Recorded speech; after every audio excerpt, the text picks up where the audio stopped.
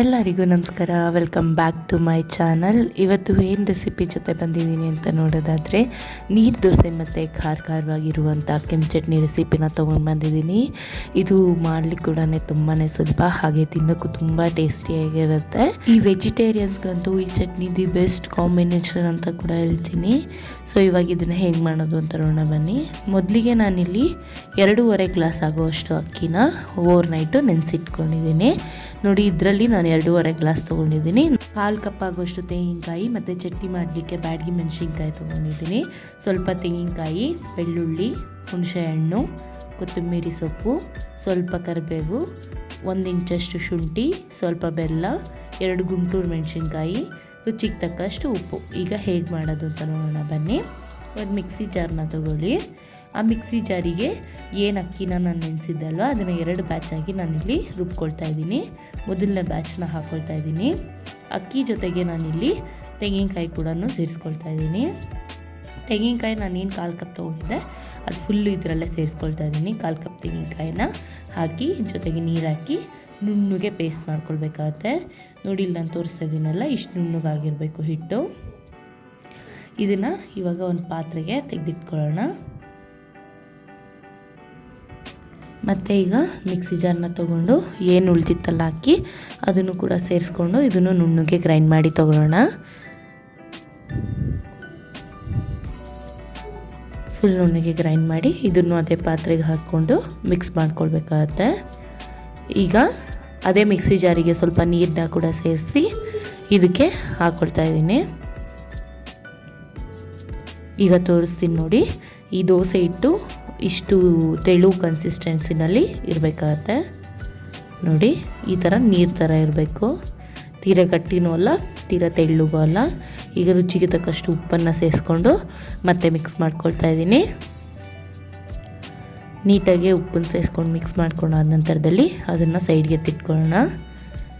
ಈಗ ಮತ್ತೆ ಮಿಕ್ಸಿ ಜಾರ್ನ ತೊಗೊಳ್ಳಿ. ಇದಕ್ಕೆ ನಾನು ಆವಾಗಲೇ ಏನೇನು ತೋರಿಸಿದ್ದೆಲ್ಲ ಇಂಗ್ರೀಡಿಯೆಂಟ್ಸ್ ಚಟ್ನಿಗೆ ಅದನ್ನೆಲ್ಲ ಸೇರಿಸ್ಕೊಳ್ತಾ ಇದ್ದೀನಿ. ಅದನ್ನೆಲ್ಲ ಸೇರಿಸ್ಕೊಂಡಾದ ನಂತರದಲ್ಲಿ ಇಲ್ಲಿ ನಾನು ಏನು ಒಣಮೆಣ್ಸಿನ್ಕಾಯನ್ನು ನೀರಿನಲ್ಲಿ, ನಾನು ಬಿಸಿನೀರಲ್ಲಿ ಒಣಮೆಣ್ಸಿನ್ಕಾಯನ್ನು ನೆನೆಸಿದ್ದೀನಿ. ಅದು ಬೇಗನೆ ನೆನೆಯುತ್ತೆ ಅಂತ ಹೇಳಿ. ಸೊ ನಿಮಗೆ ಟೈಮ್ ಇತ್ತು ಅಂದರೆ ಅದನ್ನು ಕೂಡ ಓವರ್ ನೈಟ್ ಇಟ್ಕೊಳ್ಬೋದು. ಈಗ ನಾನು ಮೆಣಸಿನ್ಕಾಯನ್ನು ಕೂಡ ಸೇರಿಸ್ಕೊಳ್ತಾ ಇದ್ದೀನಿ. ನಾನಿಲ್ಲಿ ಖಾರಕ್ಕೆ ಗುಂಟೂರು ಮೆಣಸಿನ್ಕಾಯಿನ ತೊಗೊಂಡಿದ್ದೀನಿ.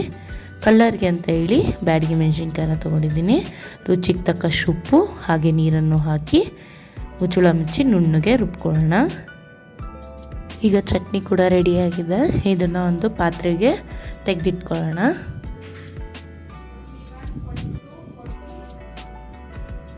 ಈಗ ಪಾತ್ರೆಗೆ ಅದನ್ನು ಹಾಕ್ಕೊಂಡಾದ ನಂತರದಲ್ಲಿ ಇದಕ್ಕೆ ನಾನು ಎಕ್ಸ್ಟ್ರಾ ನೀರನ್ನ ಸೇರಿಸ್ತಲ್ಲ, ಯಾಕೆಂದರೆ ನಾವು ತೆಳ್ಳಗೆ ಈ ಚಟ್ನಿನ ರುಬ್ಕೊಂಡಿದ್ದೀವಿ.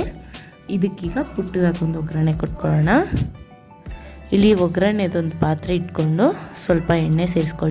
ಎಣ್ಣೆ ಬಿಸಿ ಆಗ್ತಿದ್ದಂಗೆ ನಾನಿಲ್ಲಿ ಅದಕ್ಕೆ ಸಾಸಿವೆನೂ ಕೂಡ ಸೇರಿಸ್ಕೊಳ್ತಾ ಇದ್ದೀನಿ.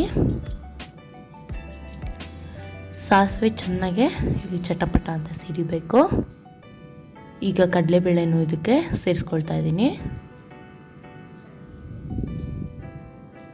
ಹಾಗೆ ಕೊನೆಯದಾಗೆ ಕರಿಬೇವು ಸೊಪ್ಪನ್ನು ಕೂಡ ಇಲ್ಲಿ ಹಾಕ್ಕೊಳ್ತಾ ಇದ್ದೀನಿ. ನೀವು ಬೇಕಿದ್ರೆ ಇಲ್ಲಿ ಒಣಮೆಣ್ಸಿನ್ಕಾಯಿ ಮತ್ತು ಹಿಂಗನ್ನು ಕೂಡ ಸೇರಿಸ್ಕೊಳ್ಬೋದು. ನಾನಿಲ್ಲಿ ಹಾಕಿಲ್ಲ. ಈಗ ಇದನ್ನು ಚಟ್ನಿ ಒಳಗಡೆ ಹಾಕಿದರೆ ಚಟ್ನಿ ರೆಡಿ ಆಗುತ್ತೆ. ಇವಾಗ ದೋಸೆ ಹೆಂಗೆ ಮಾಡೋದು ಅಂತ ನೋಡೋಣ ಬನ್ನಿ. ಮೊದಲಿಗೆ ಇಲ್ಲಿ ನಾನು ಗ್ಯಾಸನ್ನು ಹಚ್ಕೊಳ್ತಾ ಇದ್ದೀನಿ. ಗ್ಯಾಸ್ ಮೇಲೆ ದೋಸೆ ಹಂಚನ್ನು ಇಟ್ಟು ಅದನ್ನು ಕಾಯಲಿಕ್ಕೆ ಬಿಡೋಣ.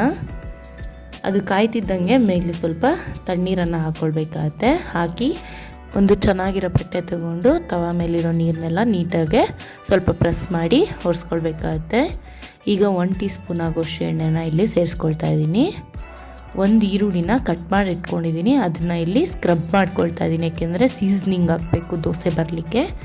ಈಗ ಹೇಗೆ ನಾವು ರವೆ ದೋಸೆನ ಹಾಕ್ತೀವಲ್ಲ ಆ ರೀತಿ ಒಂದು ಸೌಟು ದೋಸೆ ಹಿಟ್ಟನ್ನು ತೊಗೊಂಡು ನಿಧಾನಕ್ಕೆ ಹಾಕಬೇಕಾಗುತ್ತೆ. ಉರಿನ ನಾನು ತೀರ ಜೋರಾಗೂ ಇಟ್ಟಿಲ್ಲ, ತೀರ ಕಮ್ಮಿಗೂ ಇಟ್ಟಿಲ್ಲ, ಮೀಡಿಯಮಲ್ಲಿ ಇಟ್ಕೊಂಡಿದ್ದೀನಿ.